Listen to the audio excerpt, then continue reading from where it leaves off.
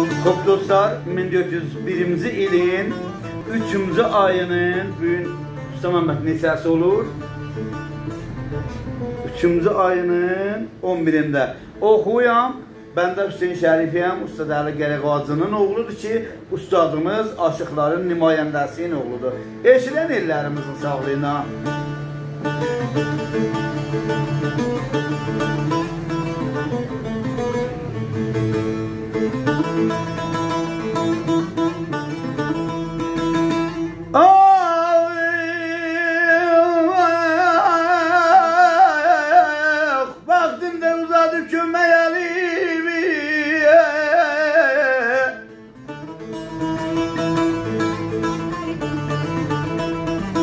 Vaxtımda uzadıp köməyəli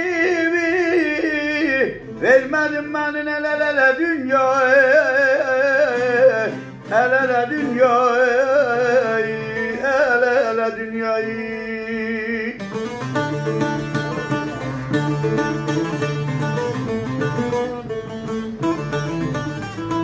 Neyime gerek vakti geçende, köyden kızıl yağdı lelele dünyayı. La la la dünyayı, la la la dünyayı.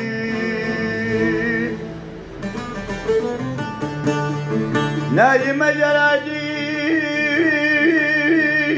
vakti geçende,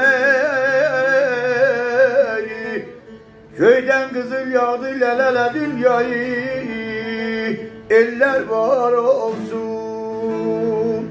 Şimdi Usta Məmməd enesteye atacak bunu. İnternette de bir oycanı okuyum.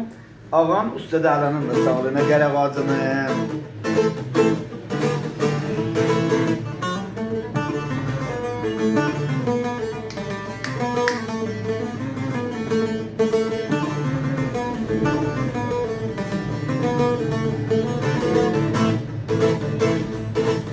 Bu bağla var olumda can oy, eyvalaynar olumda can oy.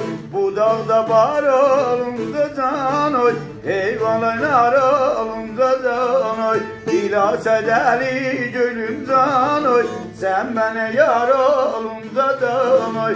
Dilase deli gülüm can oy, sen bana yar olumda can oy. Oy canım oy can oy can oy, ben de sana kurbanım can oy.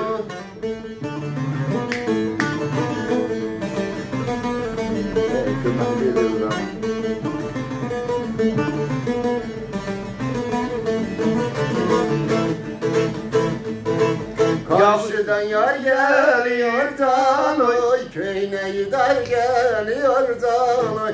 Ben sevdim eller aldı can oy, o da bana zor gelir can oy. Vay lelele canım oy can oy, ben sevdim kurbanım can oy.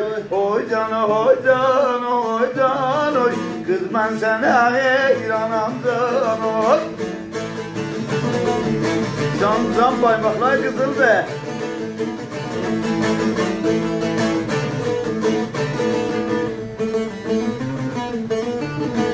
Hayatları gül beser can oy, yer vurur tillere sercan oy. Ben ki seni çok isteyem can oy, sen de beni muhteser can oy. Oy canım oy canım oy can oy, Məmməd sana kurbanam can oy. Oy canım oy canım oy can oy, ellerime kurbanam can oy. Sağ olsun elimiz, təşəkkür. Sazımızı danışdıran Üstad Məmməd Qərəqacıdır, Şöhrət Kərimidir, Aşıq Əlinin balasıdır, mənim də qardaşımdır. Təşəkkür, sağ olun.